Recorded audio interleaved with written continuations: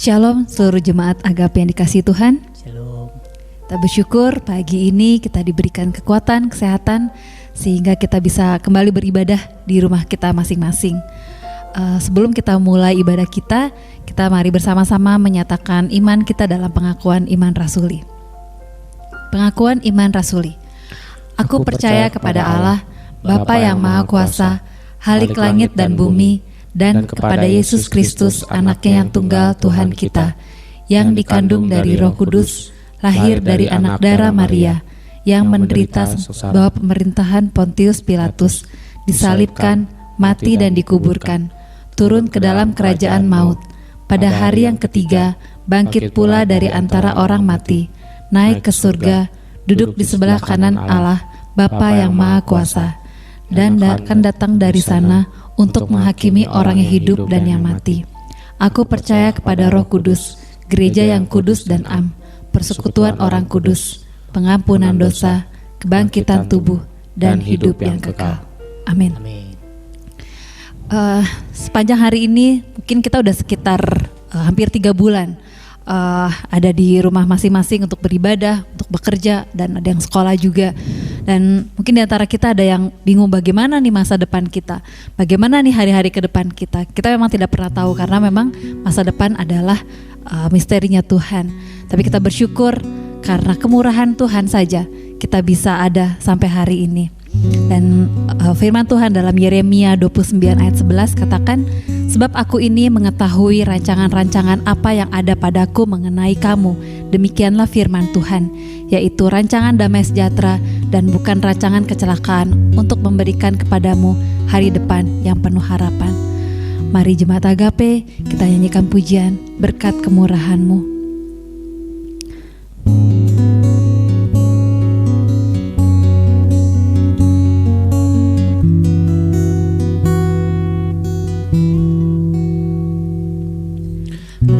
Hiasi kehidupanku dengan kemurahan-Mu. Kau rancangkan masa depanku penuh dengan harapan. Aku ada saat ini, semuanya karena kasih-Mu. Aku hidup hari ini, semua berkat kemurahan-Mu. Terima kasih Yesus, Engkau sangat baik, teramat baik bagiku. Kita mau mengingat setiap kebaikan Tuhan, yang betapa Dia menghiasi kehidupan kita dengan kemurahan-Nya. Kau hiasi kehidupanku dengan kemurahan-Mu.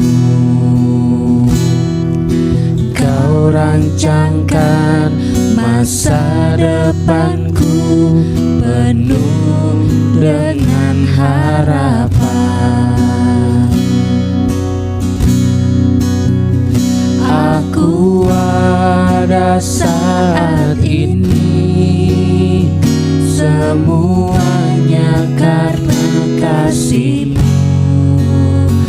Aku hidup hari ini, semua berkat kemurahan-Mu. Terima kasih Yesus,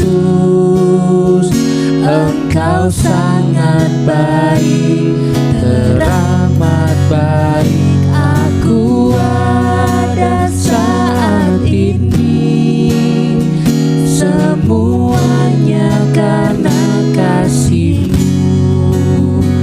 Aku hidup hari ini, semua berkat kemurahan-Mu.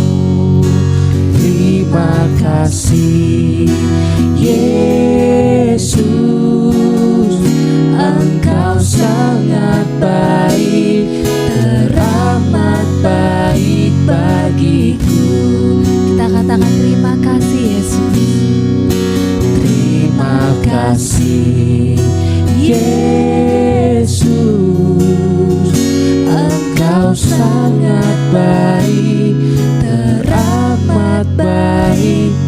bagiku. Ya benar Tuhan, hanya karena kemurahan Tuhan kami ada hingga hari ini dengan keberadaan kami. Kami mengucapkan syukur untuk kesehatan kami. Kami mengucapkan syukur untuk semua hal yang boleh Tuhan berikan bagi kami. Berkat jasmani, berkat rohani, semuanya tidak terhitung, tapi Engkau berikan bagi kami Tuhan. Mungkin kalau kami bandingkan keadaan kami beberapa bulan yang lalu, bulan-bulan ini adalah bulan-bulan yang sulit bagi kami Tuhan sebagai manusia. Tapi kami bersyukur penyertaan Tuhan tidak pernah berhenti. Penyertaan Tuhan selalu ada buat kami Tuhan. Dan kami juga bersyukur kalau pada hari ini kami masih diberi kesempatan untuk kami beribadah kepada Tuhan. Banyak orang di luar sana yang mungkin sulit untuk beribadah, tapi kami masih diberi kesempatan. Hari Tuhan, saat ini kami memulai ibadah kami di rumah kami masing-masing Tuhan. Kira Engkau yang boleh memimpin setiap pribadi, setiap keluarga, supaya setiap kami boleh fokus kepada Tuhan. Dan kami minta supaya Engkau yang memimpin sepanjang kebaktian ini Tuhan, dan nama-Mu saja yang dipermuliakan. Terima kasih Tuhan Yesus, kami mau alaskan doa ini hanya dalam nama-Mu saja. Haleluya, amin. Sekalipun keadaan sulit, kita seperti sulit untuk menemukan alasan untuk kita bersyukur, alasan untuk kita tetap bersukacita. Tapi sebenarnya hanya Tuhan saja yang bisa menjadi alasan buat kita untuk tetap bersukacita. Firman Tuhan di dalam Mazmur 118 ayat 24, inilah hari yang dijadikan Tuhan, marilah kita bersorak-sorak dan bersukacita karenanya. Jadi kita mau memberikan sukacita kita yang terbaik, memberikan suara kita yang terbaik di rumah kita, karena kita mau bersuka di dalam Tuhan. Kita nyanyikan pujian bersuka dalam Tuhan.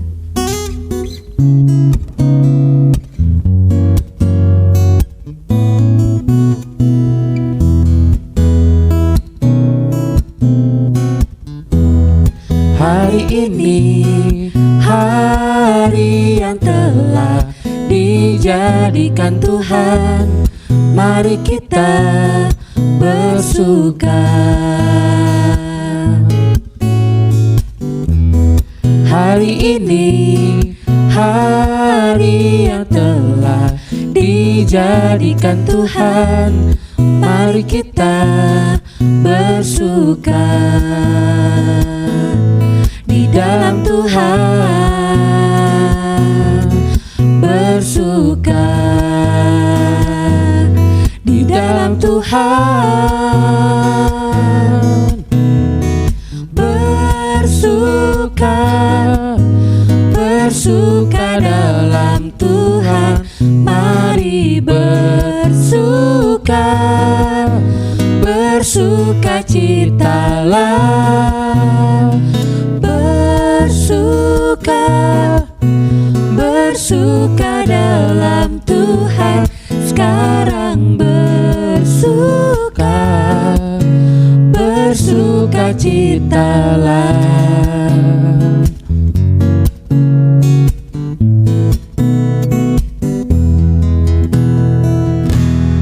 Hari ini hari yang telah dijadikan Tuhan, mari kita bersuka.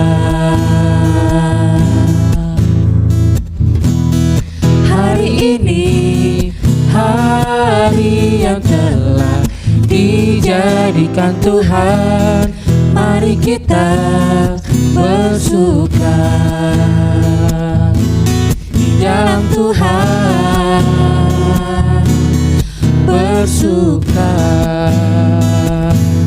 di dalam Tuhan bersuka, bersuka dalam Tuhan, mari bersuka, bersukacitalah. Bersuka, bersuka dalam Tuhan, sekarang bersuka, bersukacitalah. Bersuka, bersuka dalam Tuhan. bersuka, bersuka dalam Tuhan. Mari bersuka, bersukacitalah, bersuka, bersuka dalam Tuhan. Sekarang bersuka, bersukacitalah. Sekarang bersuka, besok bersuka, selamanya bersuka, bersukacitalah.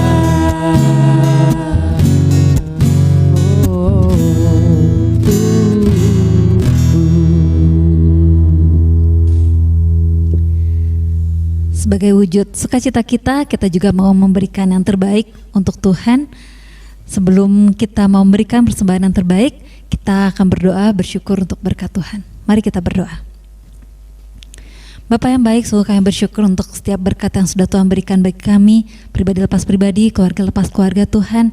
Dan saat ini saatnya kami mau memberikan kepada Tuhan yang terbaik. Kiranya Tuhan yang boleh memakai semua persembahan ini sebagai wujud syukur kami Tuhan, dan persembahan ini bisa dipakai juga untuk mendukung pelayanan khususnya di gereja kami. Kami minta supaya Engkau yang berkati setiap tangan-tangan yang terulur ataupun yang belum juga memberikan Tuhan yang terus memberkati kami secara limpah. Terima kasih Tuhan Yesus, hanya di dalam nama-Mu kami sudah berdoa dan bersyukur. Amin. Tuhan Yesus katakan dalam Lukas pasal 6 ayat 38, berilah dan kamu akan diberi, suatu takaran yang baik, yang dipadatkan, yang digoncang, dan yang tumpah keluar akan dicurahkan ke dalam ribaanmu. Sebab ukuran yang kamu pakai untuk mengukur akan diukurkan kepadamu. Pujian ini dalam bahasa Inggris mengatakan bahwa beri dan kita akan mendapatkan yang terbaik juga dari Tuhan. Mari kita sama-sama nyanyikan pujian Give to the Lord.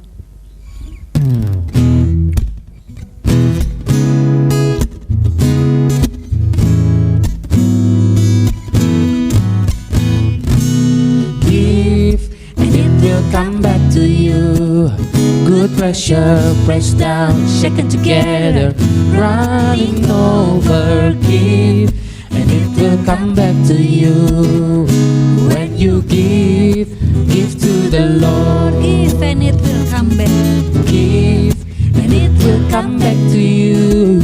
Good pressure, pressed down, shaken together, running over. Give, and it will come back to you.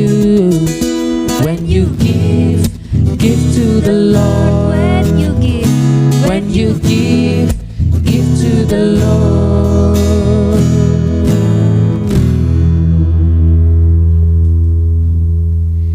tiba saatnya kita akan mendengarkan kebenaran firman Tuhan. Kitab Amsal 3 ayat 26 berkata, karena Tuhanlah yang akan menjadi sandaranmu dan akan menghindarkan kakimu dari jerat. Kita percaya firman Tuhan menjadi sandaran kehidupan kita. Dan kita nyanyikan pujian dari nyanyian Kemenangan Iman nomor 169, Sandar akan perjanjian Tuhan Yesus.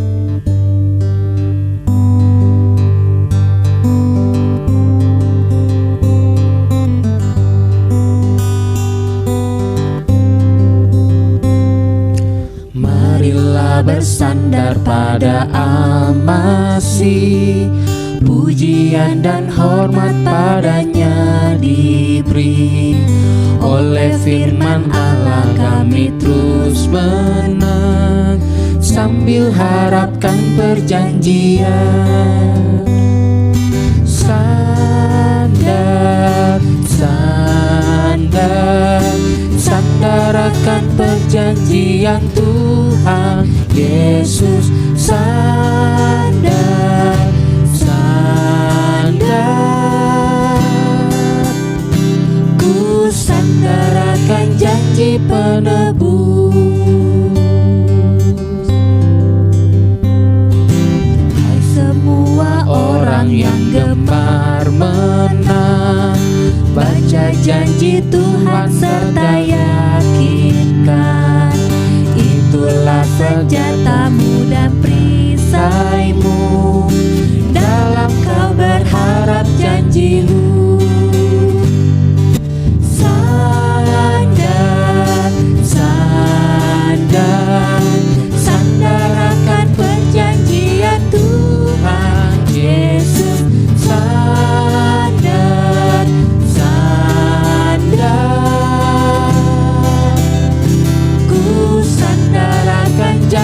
penebus.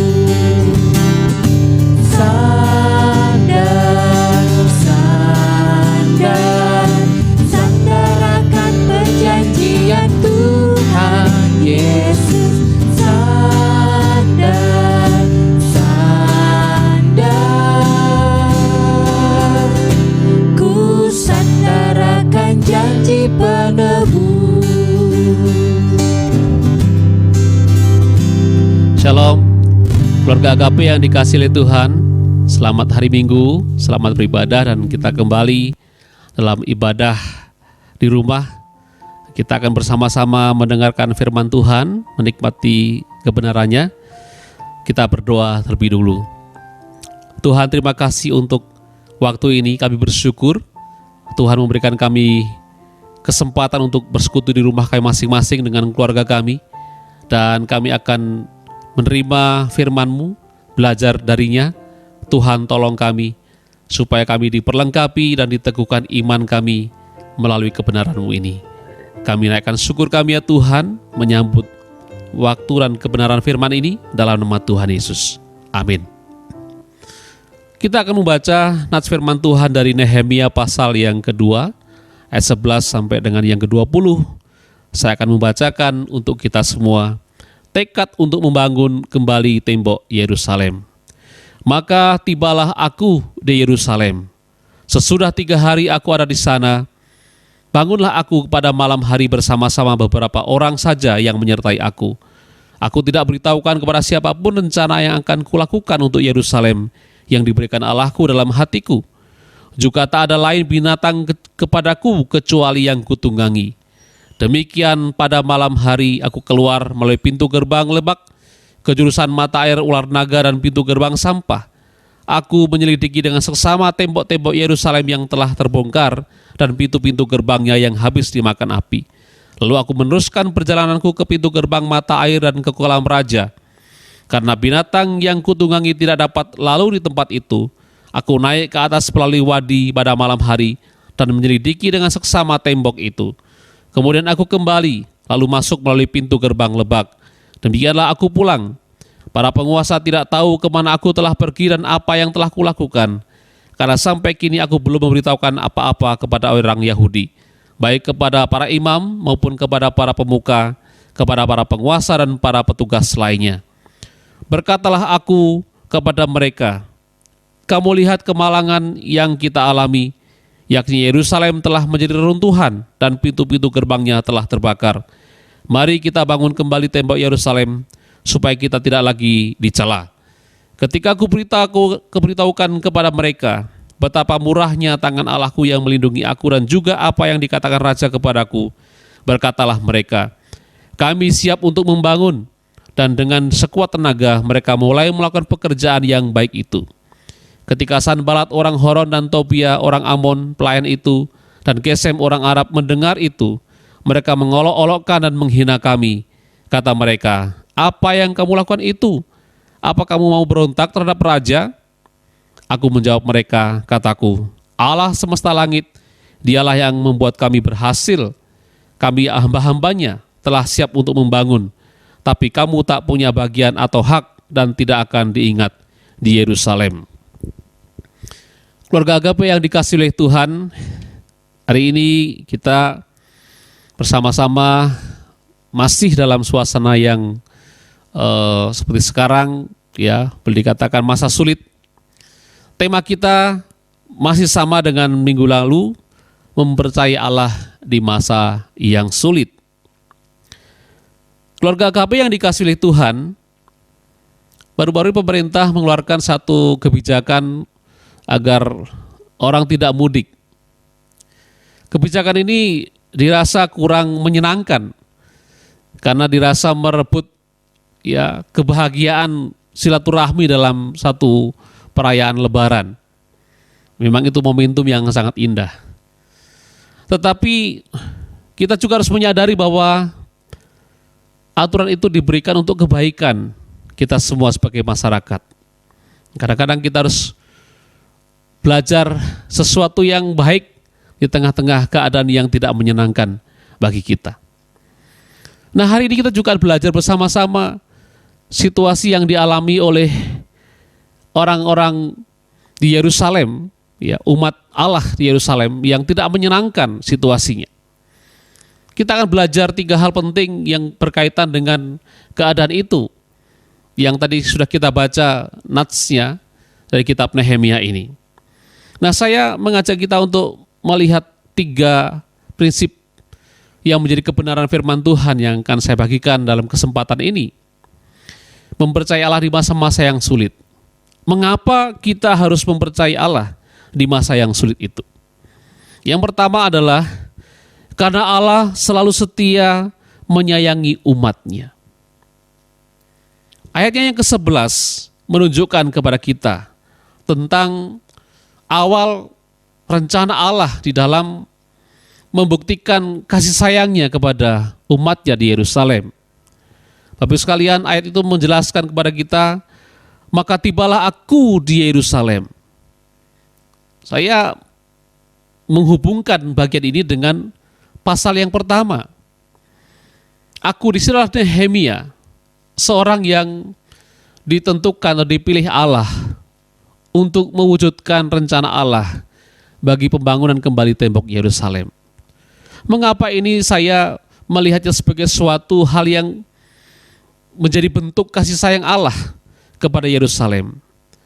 Karena untuk kesekian kalinya Allah memilih orang yang dipakai Allah untuk menyampaikan pesan Allah kepada umatnya di Yerusalem. Allah tidak henti-hentinya menyatakan pesannya kepada umatnya.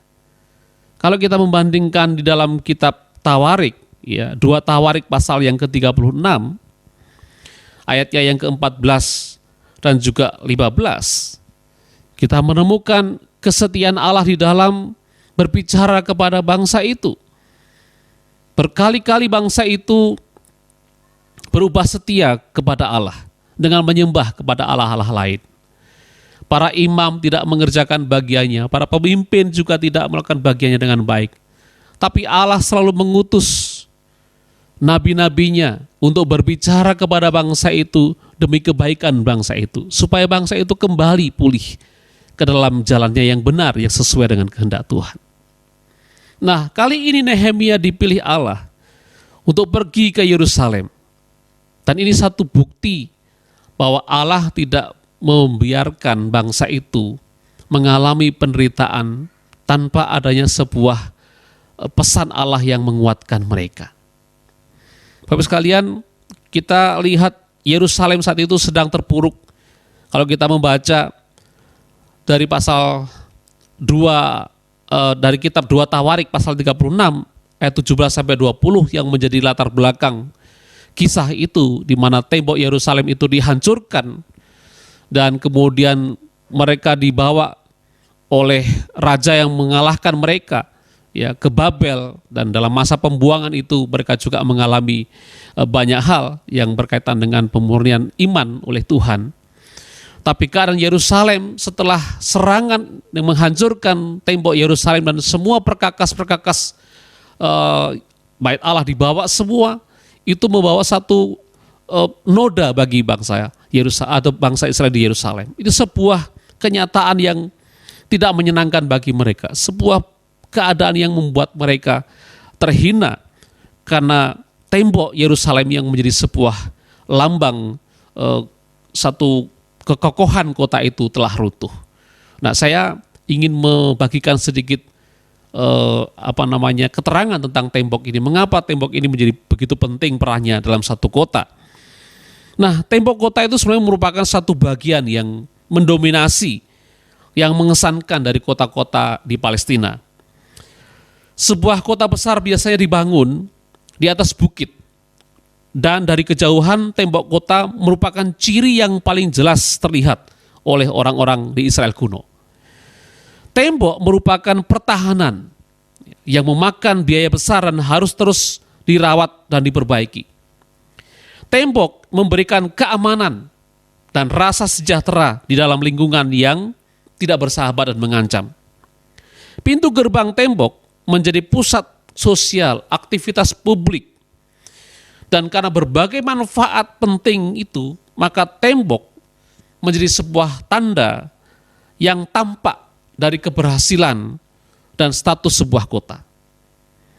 Jadi kalau tembok Yerusalem itu, maka dianggap sebuah kesaksian, dianggap sebuah bukti kesaksian kepada bangsa-bangsa lainnya tentang status Yerusalem sebagai ibu kota bangsa pilihan Allah. Nah, tembok merupakan gambaran berkat Allah. Jadi kalau tembok itu runtuh, hancur, maka dimaknainya bahwa tembok itu adalah tembok yang dikutuk atau kota itu dikutuk oleh Allah. Ini gambaran penghakiman Allah. Itu sebabnya tidak mengherankan kalau ketika Nehemia mendengar berita tentang tembok Yerusalem yang runtuh, dia sangat sedih hatinya. Karena dalam pemahaman yang saya sampaikan tadi berarti kota itu telah dikutuk atau kota itu telah mendapatkan satu murka Allah.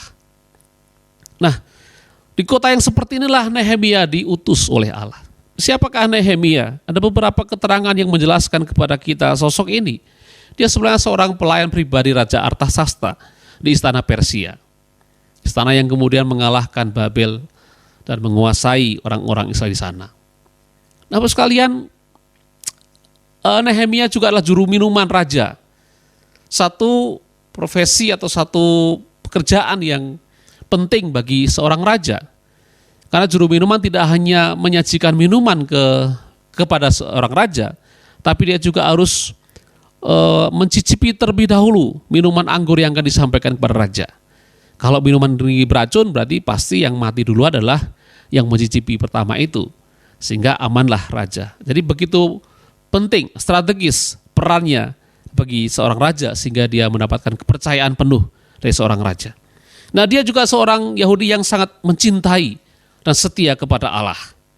Tidak mengherankan kalau dia ketika mendengar berita tadi dia sangat sedih. Dan dia orang yang juga kuat berdoa sebelum bertindak. Itu tertulis dalam pasal 1 ayat 4 dan 11, pasal 2 ayat 4 dan juga pasal 4 ayat 9 dan seterusnya. Ada banyak beberapa ayat referensi yang menunjukkan bahwa dia seorang yang kuat sekali berdoa.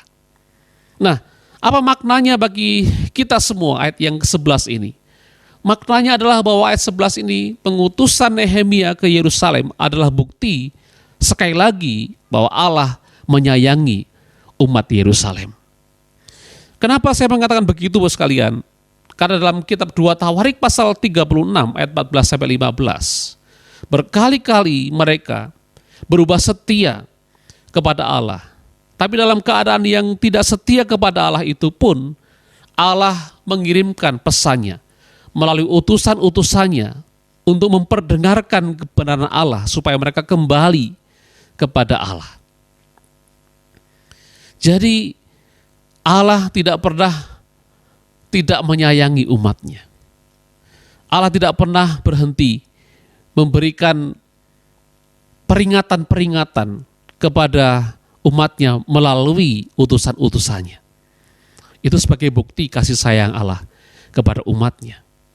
Sama dalam kehidupan kita sehari-hari, saya kira kita juga sebagai seorang yang memiliki orang tua, khususnya ibu, ya, karena beberapa hari lalu gitu ada kegiatan dari PAR atau Plan Anak dan Remaja yang menarik ya. Mereka membuat satu ungkapan terima kasih kepada ibu dalam rangka Hari Raya Ibu Internasional ya. Satu bingkai yang kemudian ditulis, ada bunganya, di situ ada tulisan surat kecil, surat singkat dari anaknya sebagai ungkapan terima kasih kepada ibu. Ibu seorang yang sangat luar biasa. Kasih sayangnya kepada seorang anak tidak pernah berhenti walaupun anaknya itu mungkin menyakiti atau mungkin ia tidak menyenangkan perbuatannya bagi seorang ibu. Itulah hebatnya. Terus sekalian, kasih sayang itu diberikan walaupun kadang-kadang perbuatan anak tidak menyenangkan.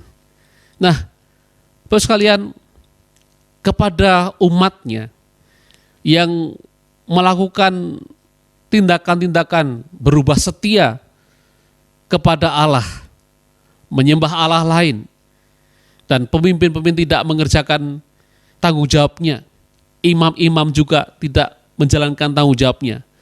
Kepada umat yang seperti ini, Allah menyatakan kasih sayangnya dengan mengutus orang-orang yang dipilihnya untuk mengingatkan mereka kembali kepada kebenaran Allah.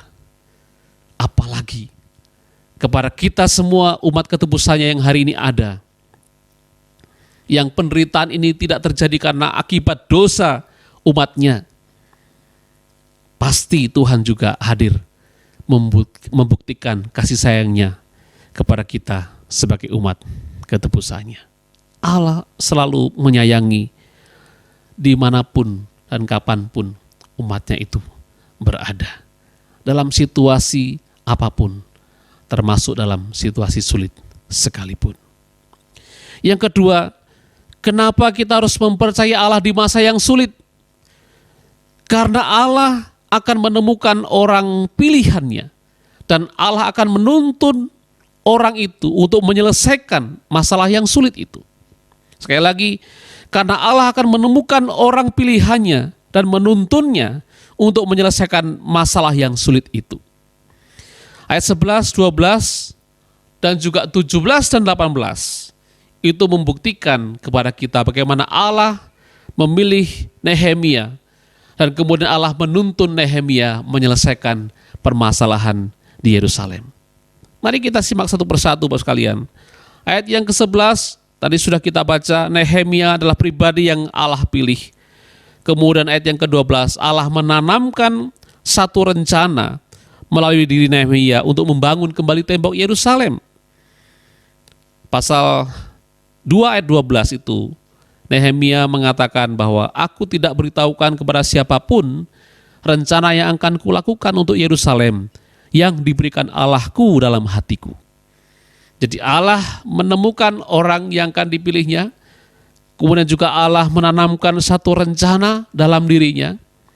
Karena saya berpikir dari mana Nehemia punya pemikiran besar untuk membangun tembok Yerusalem kalau bukan dari Allah yang menanamkan dalam diri dalam diri Nehemia. Di tangan Allah juga menuntun Nehemia untuk mewujudkan apa yang telah Allah tanamkan dalam diri Nehemia itu. Nah, apakah buktinya Allah menuntun Nehemia? Ada beberapa ayat yang mencatat itu. Yang pertama ayat yang ke-8 bagian B, di mana tangan Allah bermurah hati menggerakkan Raja Artasasta untuk memenuhi apa yang menjadi permintaan daripada Nehemia. Mari kita baca ayat yang ke-6, 7 dan 8 dan seterusnya dari pasal yang kedua. Di situ Nehemia membutuhkan waktu untuk ke Yerusalem. Nehemia juga membutuhkan surat-surat untuk perjalanannya supaya dia bisa lancar sampai ke Yerusalem, mengingat beberapa daerah yang dilaluinya, dengan ketika menunjukkan surat itu dia bisa diizinkan lewat. Ayat 8 itu bagian B mengatakan, dan Raja mengabulkan permintaanku itu, karena tangan Allahku yang murah melindungi aku. Jadi bukti yang pertama, Allah menuntun Nehemia adalah Allah memberikan semua prasarana yang dibutuhkan untuk Nehemia bisa sampai ke Yerusalem dengan lancar, dengan baik. Dan Raja Artasasta mengizinkan Nehemia pergi dan bahkan memberikan surat yang diminta Nehemia sebagai surat yang bisa ditujukan kepada raja-raja ketika dia lewat daerah-daerah yang harus dilalui sampai ke Yerusalem. Bapak sekalian, bagian yang lain juga bagaimana Allah menggerakkan Raja Artasasta untuk memberikan panglima-panglima perang dan juga orang-orang yang berkuda menyertai perjalanan Nehemia. Ini sesuatu yang bagi saya tidak biasa. Seorang yang menjadi pembantu raja diberikan fasilitas yang demikian istimewa sesuai dengan permintaannya, bahkan lebih, sehingga Nehemia bisa leluasa pergi sampai kepada tempat di Yerusalem. Ini bukti bahwa Allah ketika sudah memilih seseorang, dia juga menuntunnya, memberikan berbagai hal yang dibutuhkan supaya apa yang direncanakan oleh Allah melalui orang tersebut terwujud. Yang kedua adalah bahwa Allah memberikan orang-orang yang bersama-sama Nehemia berkomitmen membangun tembok Yerusalem. Ayat yang ke-18 itu menjelaskan kepada kita, ketika Nehemia sesudah dia berkeliling melihat tembok-tembok yang runtuh di Yerusalem itu, kemudian dia memberitahukan kepada orang-orang yang ada di situ tentang rencana besarnya itu. Dikatakan, mari kita bangun tembok Yerusalem itu supaya kita tidak lagi ya terhina atau dicela ya. Ayat 17 itu menjelaskan kepada kita. Maka apa respon daripada orang-orang yang diberitahukan itu? Mari kita baca secara keseluruhan ayat 17 dan 18. Berkatalah aku kepada mereka, kamu lihat kemalangan yang kita alami, yakni Yerusalem telah menjadi reruntuhan dan pintu-pintu gerbangnya telah terbakar. Mari kita bangun kembali tembok Yerusalem supaya kita tidak lagi dicela. Ketika aku beritahukan kepada mereka betapa murahnya tangan Allahku yang melindungi aku dan juga apa yang dikatakan Raja kepadaku, berkatalah mereka, kami siap untuk membangun. Dan dengan sekuat tenaga mereka mulai melakukan pekerjaan yang baik itu. Jadi selain Allah juga memberikan Nehemia berbagai hal yang menjadi kebutuhannya, surat-surat yang dibutuhkan dan izin daripada Artasasta dan orang-orang yang mengiringi perjalanan Nehemia. Allah juga sekarang memberikan orang-orang di Yerusalem yang siap untuk membangun tembok Yerusalem bersama dengan Nehemia. Ini luar biasa Bapak sekalian, orang yang sudah lama meninggalkan Yerusalem lalu kembali ke situ, dan ketika dia menyampaikan rencana besarnya, diterima disambut baik oleh orang-orang di situ. Dan mereka dikatakan siap membangun. Dan perkataan itu dibuktikan dengan tindakan berikutnya. Dan dengan sekuat tenaga mereka mulai melakukan pekerjaan yang baik itu. Dan kita lihat buktinya, pasal yang ketiga, ayat 1-4 dan seterusnya itu menjelaskan kepada kita betapa berbagai suku yang ada di Yerusalem yang saat itu masih ada, itu kemudian mereka bergerak membangun bagian masing-masing. Saya bacakan saja untuk menjelaskan kepada kita semua bagian ini. Maka bersiaplah imam besar Eliasib dan para imam saudara-saudaranya, lalu membangun kembali pintu gerbang domba. Mereka mentahbiskannya dan memasang pintu-pintunya. Mereka mentahbiskannya sampai menara Mea, menara Hananel. Berdekatan dengan mereka, di bagian yang kedua, orang-orang Yeriko membangun. Dan berdekatan dengan orang-orang itu, Zakur bin Imri. Pintu gerbang ikan dibangun oleh Bani Sena'a. Mereka memasang balok-balok lalu memasang pintu-pintunya dengan pengancing-pengancing dan palang-palangnya. Berdekatan dengan mereka, Meremot bin Uria bin Hakus mengadakan perbaikan. Dan berdekatan dengan dia Mesulam bin Berekia bin Mesesabil. Berdekatan dengan dia Zadok bin Baana mengadakan perbaikan. Dan seterusnya sampai ayat yang ke-32. Itu rangkaian pemberitahuan kepada kita dari ayat firman Tuhan betapa orang secara bergotong royong bersama-sama mereka membangun kembali tembok Yerusalem. Itu gerakan yang kemudian menjadi bukti bagi kita semua bahwa Allah memilih, memberikan, menyediakan orang-orang untuk mendukung Nehemia. Yang ketiga, Allah membuat berhasil pembangunan tembok Yerusalem itu. Terus sekalian kalau kita membaca pasal yang kedua ayat yang ke-20 adalah sebuah statement yang disampaikan oleh Nehemia menjawab apa yang menjadi tuduhan daripada Tobia, Sanbalat dan juga Gesem. Mereka menuduh, mereka menghina, mereka mengolok-olok apakah akan berhasil pembangunan itu. Kemudian mereka juga melemparkan satu tuduhan bahwa apakah dengan pembangunan tembok itu mereka akan memberontak terhadap raja. Ini sebuah pernyataan atau satu olok-olokan, ejekan, hinaan yang mereka tunjukkan untuk melemahkan semangat Nehemia dan orang-orang yang bersama-sama dengan Nehemia. Tetapi Nehemia menjawab ayat yang ke-20 mengatakan, aku menjawab mereka, katanya, Allah semesta langit, dialah yang akan membuat kami berhasil.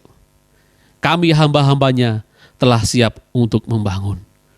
Dan kalau kita membaca pasal yang ke-6, ayat 14 sampai yang ke-16, tembok itu berhasil dibangun, diselesaikan dalam waktu 52 hari. Itu artinya apa? Artinya apa yang direncanakan oleh Allah itu kemudian terwujud dan berhasil. Allah membuat berhasil apa yang menjadi pekerjaan-pekerjaan daripada Nehemia dan orang-orang yang bekerja bersama dengan dia. Terus sekalian, luar biasa apa yang direncanakan oleh Allah. Di masa-masa yang sulit itu, Allah mengutus Nehemia. Allah memberikan tuntunan kepada Nehemia. Allah memberikan orang-orang terbaik yang mendukung Nehemia. Allah memberikan semua hal yang dibutuhkan Nehemia supaya pembangunan kembali tembok Yerusalem itu terwujud. Ini sebuah alasan bagi kita semua mengapa kita perlu mempercayai Allah di masa-masa yang sulit. Belajar di bagian ini karena Allah menemukan orang yang dipilihnya dan Allah menuntun orang tersebut untuk menyelesaikan permasalahan di masa yang sulit itu. Bapak Ibu, sekarang ini banyak sekali gerakan-gerakan kebaikan. Kita bersyukur di tengah-tengah masa yang sulit ini justru muncul ya gelombang gerakan kebaikan-kebaikan yang ya di berbagai tempat itu dilakukan. Berbagai instansi, bahkan individu per individu melakukan kebaikan-kebaikan. Mereka kemudian membawa sembako misalnya dibagikan. Mereka donasi untuk alat pelindung diri bagi tenaga medis yang bekerja. Mereka juga membuat gerakan untuk menghibur, ya, menguatkan tenaga medis yang bekerja dengan lagu-lagu, aransemen musik yang menarik. Ada banyak sekali kebaikan-kebaikan yang dilakukan oleh mereka untuk mendukung saudara-saudara kita atau kemudian membuat suasana yang sulit ini tidak lagi menjadi sesuatu yang sangat teramat berat bagi orang yang sedang mengalami. Bapak sekalian, ternyata dalam masa yang sulit ini muncul banyak orang-orang yang berbuat baik. Dan orang-orang itu adalah orang-orang yang memiliki jiwa besar untuk berbagi bagi saudara-saudara kita. Sekalian, dalam perjanjian baru kita juga menemukan bahwa ketika ada kesusahan terhadap 5.000 orang yang mendengarkan pengajaran Yesus, mereka kemudian membutuhkan makanan untuk kehidupan mereka. Murid-murid kemudian dipilih oleh Yesus untuk memberi makan bagi mereka, diperintahkan oleh Yesus untuk memberi makan bagi mereka. Memang dalam Matius, Markus, dan Lukas itu murid-muridlah yang bertanggung jawab untuk memberikan makanan bagi mereka. Dan Yohanes pasal 6 itu sedikit berbeda, ada anak kecil yang membawa 5 roti dan 2 ikan. Ada berbeda sedikit tapi itu esensinya sama, yaitu kita yang harus memberi makan. Murid-murid itu yang harus memberi makan kepada 5.000 orang yang sedang membutuhkan roti dan juga ikan untuk makanan mereka. Nah, Bapak sekalian, banyak sekali hal-hal baik yang bisa kita lakukan. Allah mau menyatakan kebaikannya dan pemeliharaannya lewat orang-orang yang dipilihnya. Dia juga menuntun orang-orang yang dipilihnya supaya apa yang direncanakan itu terwujud. Siapa tahu barangkali hari-hari ini adalah kita yang dipakai Tuhan. Kita yang dipilih oleh Tuhan untuk menjadi saluran rencana Allah bagi orang-orang sekeliling kita. Siapkan diri kita karena Allah mau memakai siapapun termasuk kita untuk menjadi alat bagi kebaikan di masa-masa yang sulit ini. Yang ketiga terakhir adalah kenapa kita harus mempercayai Allah di masa yang sulit? Karena Allah selalu menjadikan keadaan yang sulit itu untuk mendatangkan kemuliaan bagi namanya. Ayat yang ke-20 menjelaskan kepada kita di mana statement atau pernyataan Nehemia dikatakan Allah semesta langit, dialah yang membuat kami berhasil. Lalu pasal 6 ayat 16 dari bagian ini juga menjelaskan kepada kita bagaimana keberhasilan itu terwujud. Ketika semua musuh kami mendengar hal itu, takutlah semua bangsa sekeliling kami. Mereka sangat kehilangan muka dan menjadi sadar bahwa pekerjaan itu dilaksanakan dengan bantuan Allah kami. Sekalian, ini adalah satu tujuan besar dari setiap hal yang terjadi, yaitu peristiwa-peristiwa itu mendatangkan kemuliaan bagi Allah. Sanbalat, Tobia, Gesem, orang-orang yang tadinya menghina, yang mengolok-olok Nehemia dan juga orang-orang Yerusalem untuk membangun tembok Yerusalem, sekarang mereka mendapatkan satu kenyataan bahwa ternyata Nehemia dan juga orang-orang Yerusalem bisa membangun tembok Yerusalem. Kemudian orang-orang yang melihat itu semua menjadi takut dan mereka kemudian menyadari bahwa ada sosok pribadi yang berkuasa yang menopang Nehemia dan teman-temannya dan orang-orangnya yang kemudian berhasil membangun tembok Yerusalem. Terus sekalian, hinaan, olokan itu tidak menghentikan Nehemia untuk tetap menjalankan tanggung jawabnya.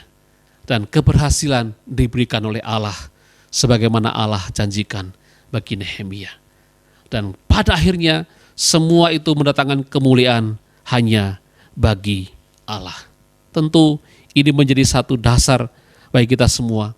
Mungkin ketika kita berbuat sebuah kebaikan akan ada halangannya, akan ada olokannya, akan ada ejekannya. Tetapi kebaikan yang Allah rencanakan melalui hidup kita itu tetap akan terwujud, tetap akan bisa berhasil. Dan semua mata pada akhirnya akan melihat itu semua. Dan mulut akan mengakui bahwa ada sosok yang membawa sebuah keberhasilan bagi orang-orang yang dipilihnya, yaitu Allah sendiri. Luar biasa Bapak sekalian, dalam keadaan sulit ini ada hal-hal yang Tuhan ingin rencanakan melalui kehidupan kita. Mari kita wujudkan itu, kita bersyukur dengan situasi yang ada. Karena situasi ini pada akhirnya membawa satu pujian hormat hanya kepada Allah. Kebaikan demi kebaikan yang Allah rencanakan melalui kehidupan umatnya akan tetap berhasil karena Allah menyertai umatnya di dalam menjalankan rencananya ini.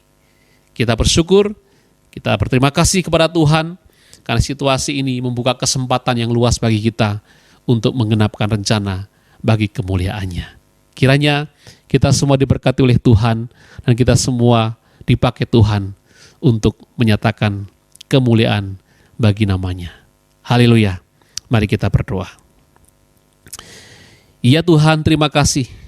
Tuhan sudah menolong kami dalam renungan firman Tuhan hari ini. Puji Tuhan, kami dikuatkan dengan bagian firman-Mu ini. Nehemia adalah orang yang Tuhan pilih dan Tuhan pakai untuk menyatakan kemuliaan-Mu di tengah-tengah masa sulit itu. Kami bersyukur Tuhan, kami diajar untuk mempercayai Tuhan walaupun keadaannya sangat sulit. Karena Tuhan selalu dan setia menyatakan kasih sayang-Mu. Dan Tuhan juga menyatakan perbuatan-Mu yang hebat di tengah-tengah masa yang sulit itu untuk mendatangkan kemuliaan hormat bagi nama-Mu. Terpujilah Tuhan, kiranya setiap kami bersedia membuka hidup kami dipakai Tuhan untuk menggenapkan rencana-Mu itu. Terima kasih, kami bersyukur untuk pembelajaran ini dan saat ini kami mau berdoa bersama-sama untuk beberapa jemaat Tuhan yang mengalami berkat Tuhan secara khusus dalam keadaan ini. Kami berdoa menyerahkan untuk keluarga Bapak Julius dan juga Ibu Yesi. Kami bersyukur Tuhan, mereka Tuhan tambahkan usia pernikahannya. Puji Tuhan, kami mendoakan mereka Tuhan menyertai rumah tangganya. Tuhan yang sudah mempertemukan dan memberkati rumah tangga ini sampai dengan saat ini. Kami percaya bahwa ke depannya Tuhan akan terus pakai mereka menjadi berkat Tuhan. Tuhan nyatakan rencana-rencana Tuhan melalui keluarga ini sehingga pasangan ini juga akan menjadi pasangan yang diberkati Tuhan untuk memberkati banyak orang. Kami juga berdoa Tuhan untuk Pak Paul dan juga Ibu Chandra yang juga berulang tahun pernikahan. Kami bersyukur ya Tuhan. Terima kasih, kami terus berdoa untuk pasangan ini Tuhan juga perlengkapi lebih lagi untuk menjadi alat di tangan Tuhan, membawa kemuliaan bagi nama Tuhan, melayani dimanapun Tuhan izinkan mereka melayani. Dan Tuhan jadikan rumah tangga juga berkat bagi banyak orang lebih lagi. Terpujilah Tuhan, kami juga ingat hari ini juga Ibu Jiman berulang tahun. Kami bersyukur ya Tuhan, Tuhan telah menambahkan usia bagi Ibu Jiman. Tuhan menolong kesehatannya, memberkati dalam masa sepuhnya, sukacita dari Tuhan senantiasa bagi Ibu Jiman. Sehingga di tengah-tengah pergumulan dan juga keadaannya Ibu Jiman tetap kuat imannya, tetap berpengharapan kepada Tuhan, dan Tuhan pakai menjadi berkat dimanapun Ibu Jiman berada. Terpujilah Tuhan, kami sebentar akan melanjutkan kegiatan kami yang lain. Berkati seluruh hal yang harus kami lakukan.